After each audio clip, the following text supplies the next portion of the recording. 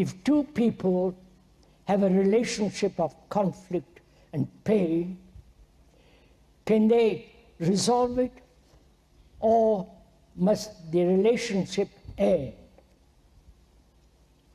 And to have a good relationship, isn't it necessary for both to change?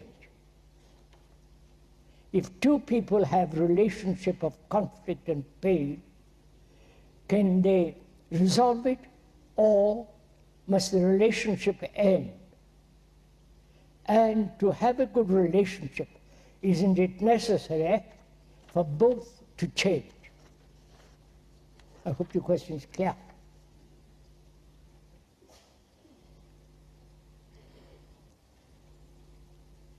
What is the cause in the relationship of pain, conflict, and all the problems that arise in relationship? What is the root of it? Please, in answering this question, we are thinking together. I am not answering it, you just receive it, accept it or reject it, but together we are inquiring into this question. This is a question that concerns all human beings, whether they are in the East here or Europe, America. This is a problem that really concerns most human beings. Apparently, two people, man and woman, cannot live together without conflict, without pain, without a sense of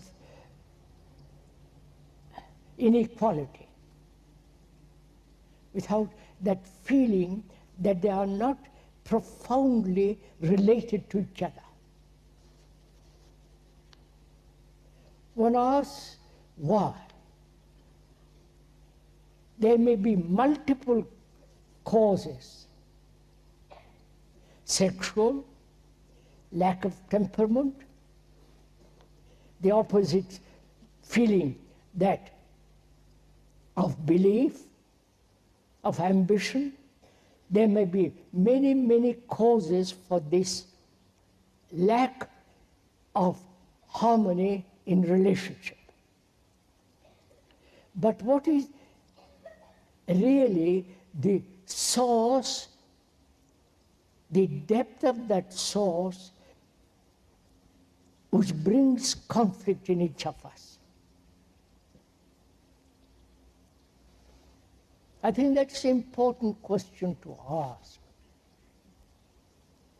To ask, and then not wait for an answer from somebody like the speaker, but having put the question, have the patience to wait, hesitate, let the question itself take seed, flower, move. I don't know if I'm conveying that feeling. I ask myself, why, if I am married to a woman or live with a woman, why do I have this basic conflict between us? I can give superficial answers. Because she believes she's a Roman Catholic, I'm a Protestant. Or I'm a this or that. Those are all superficial reasons. But I want to find out what is the deep-rooted or deep source of this conflict between two people. I have put the question, and I'm waiting the question itself to flower, to expose all the intricacies that lie behind the question. Because there are a great many intricacies in the question and what the question brings out. For that, I must have a little patience little sense of waiting, watching, being aware, so that the question begins to unfold. As it unfolds, I begin to see the answer. Not that I want an answer, but the question itself begins to unroll. Show me the extraordinary complexity that lies between two people,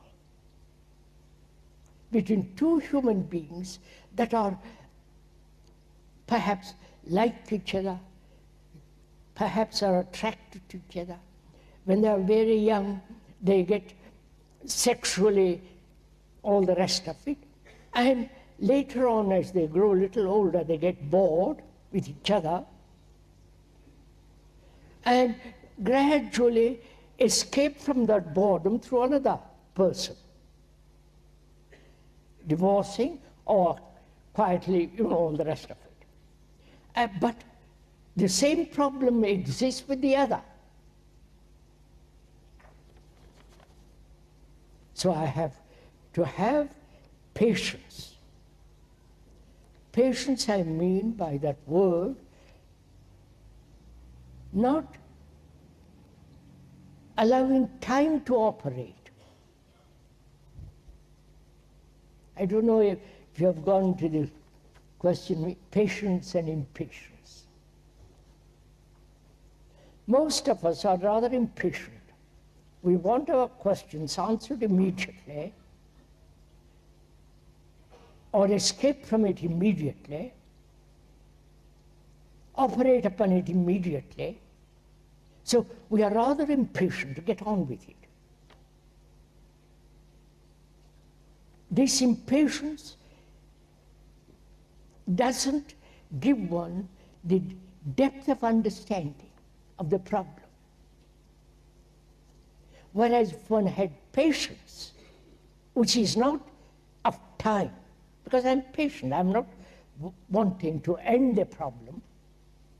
I'm watching it, looking at the problem, let it evolve, grow.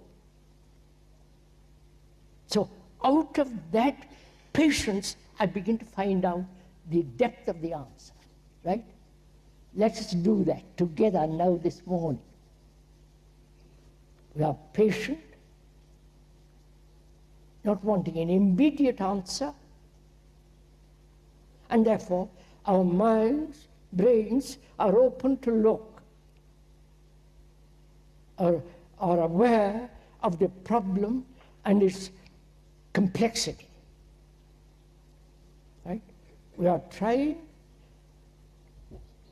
no, I don't want to use the word trying. We are penetrating into the problem why two people can never seem to live together without conflict.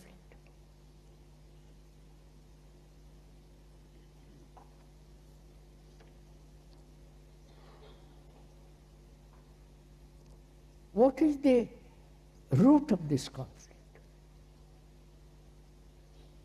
What is the depth or the superficiality of this conflict? And what is my relationship with her or with somebody? Is it superficial, that is sexual, the attraction, the curiosity, the excitement, which are all superficial. Sensory responses are superficial, right? So I realize these responses are being superficial, and as long as I try to find an answer superficially, I will never be able to go, I will never be able to see the depth of the problem. So am I free from the superficial responses and the problems that superficial responses create, and try to solve those problems superficially. I don't know if you follow. I've seen that, so I won't find an answer superficially. Therefore, I say, what is the root of it?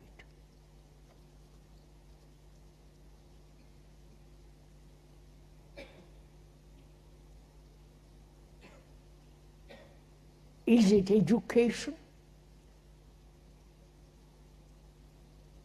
Is it being a man, I want to dominate the other? I want to possess the other? I'm attached so deeply, I don't want to let go. And do I see that being tied, attached, will invariably bring about corruption? You follow? Corruption in the sense, I'm jealous, I'm anxious, I'm frightened, I want all the sequences of attachment, one knows very well. Or is that the cause of it? Or is the cause much deeper? You follow? First of all, we said superficial. Then emotional attachments. Emotional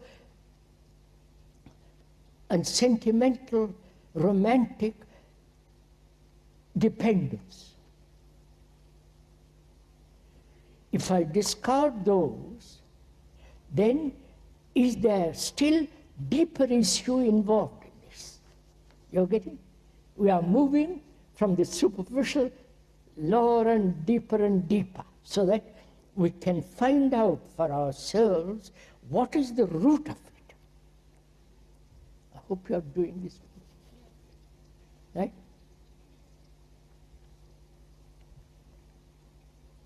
Now, how do I find the root of it? How do you find the root of it? Are you wanting an answer, right? Wanting to find the root of it, therefore making a tremendous effort?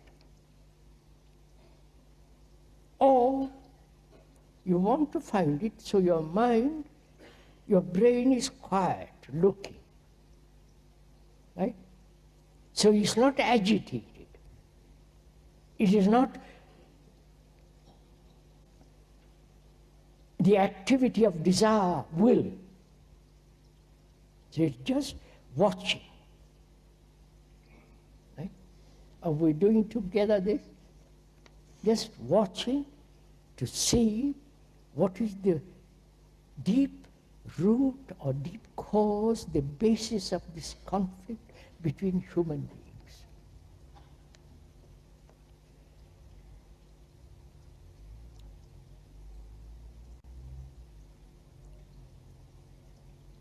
Is it the sense of individual separation? See, go into very carefully, please. Is it individual concept that I am separate from the other? Basically, though biologically we are different, but this sense of deep-rooted individual separative action,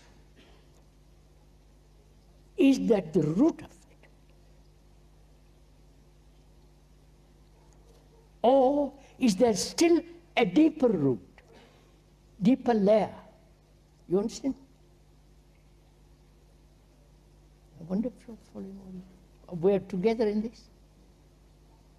First, sensory responses, sensual responses, then emotional, romantic, sentimental responses, then attachment, with all its corruption, or is it something profoundly conditioned brain that says, I am an individual and she or he is an individual and we are separate entities, each must fulfill in his own way, and therefore the separation is basic. Right? Is that so?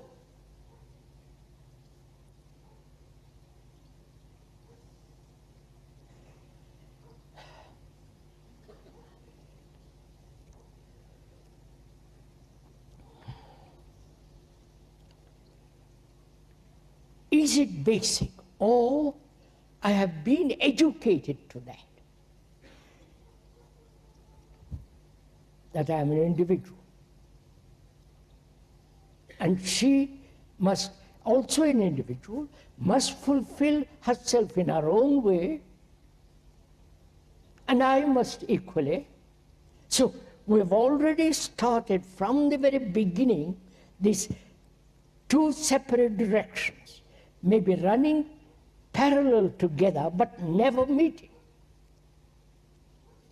like two railway lines that never meet. And all I am doing is try to meet, right? Try to live harmoniously, struggle. Oh, darling, you're so good. Follow? Repeat, repeat, but never meet. Right? So, if that is the cause, and apparently it appears to be the cause, the root of it, is that separative existence of an individual a reality? Or is an illusion which I have been nourishing, cherishing, holding on to, without any validity behind it? If it has no validity, I must be quite sure, absolutely, irrevocably sure, that it is an illusion. And can the brain break away from that illusion and realize we are all similar psychologically? You follow? My consciousness is the consciousness of the rest of mankind. Though biologically we differ, we are. Psychologically, our consciousness is similar of all human beings. If I once realize, not intellectually, but at depth, in my heart, in my blood, in my guts, the feeling, then my relationship to another undergoes a radical change, right? Inevitable. I do. Now, the questioner says, asks, we are in conflict. Must it end?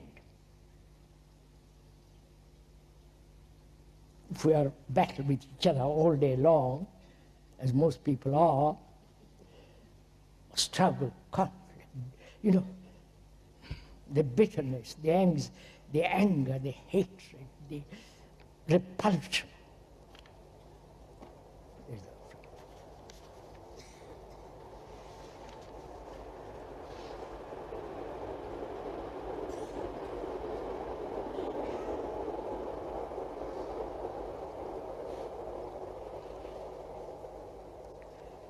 We bear it as long as we can. Then comes a moment we have to break. We know the familiar pattern of this. There are more divorces than marriage, after marriage. And the question asks,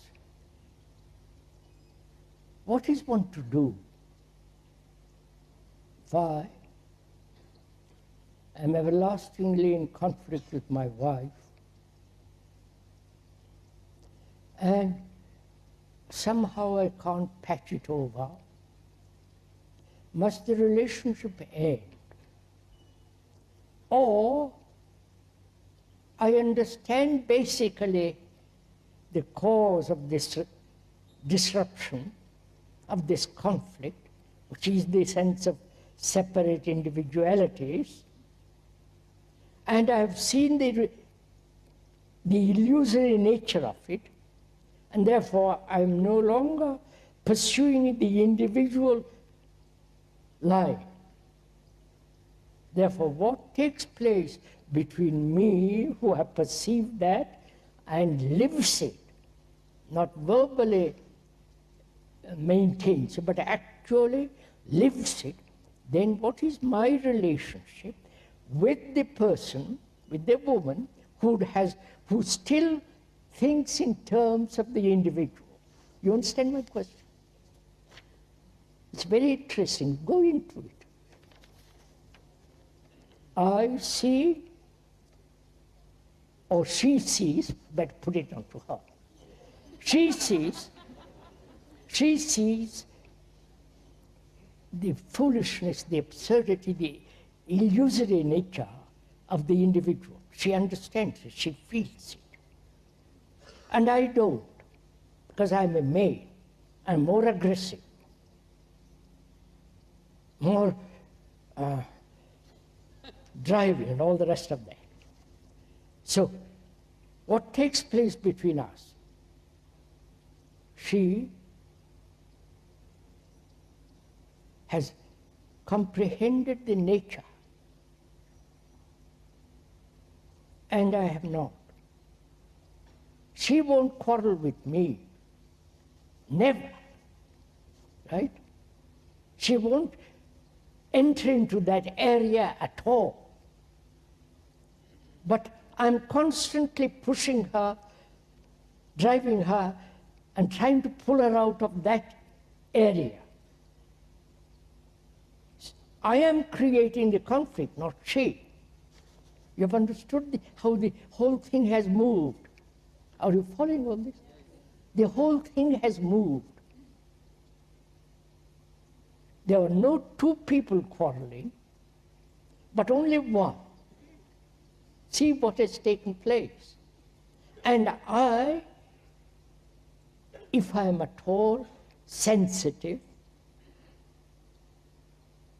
if I have real feeling for her, I begin to also transform.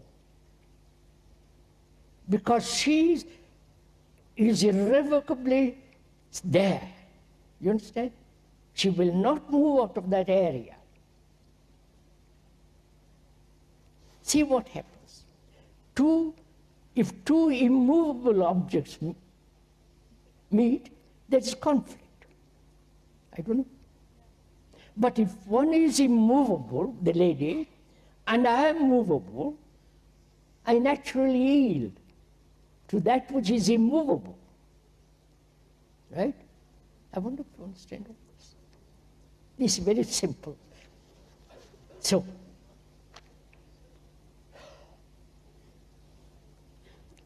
the problem then is resolved if one has real comprehension of relationship without the image, which we went into previously.